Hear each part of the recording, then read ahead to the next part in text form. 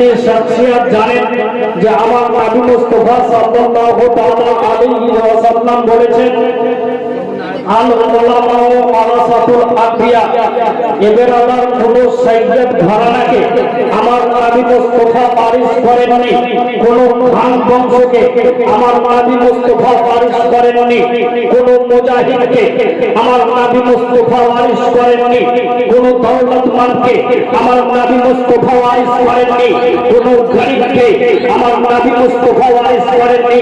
আমার নবী মুস্তাফা বলেন যে আমার ওয়ারিস সেই ব্যক্তি হবে যে আমার এবং আমার রব্বুল আলামিনের ইলমকে হাসিল করবে, সেই হলো আমার ওয়ারিস বেরাদার।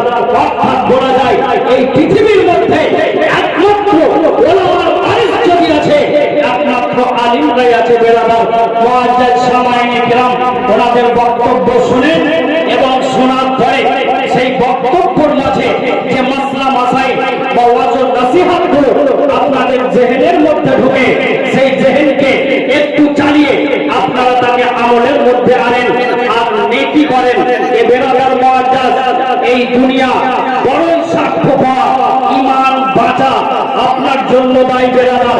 একমাত্র আপনার যদি ঈমান বাঁচে, বাঁচাতেও পারে একমাত্র আলিমই পারবে বেরাদার।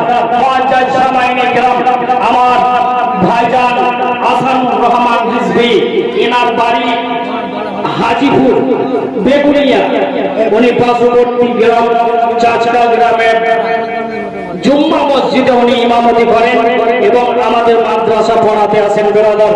ওনার ইস্তেকবালের জন্য একবার জোরে সোরে নারায়ে তাকবীর, নারায়ে তাকবীর।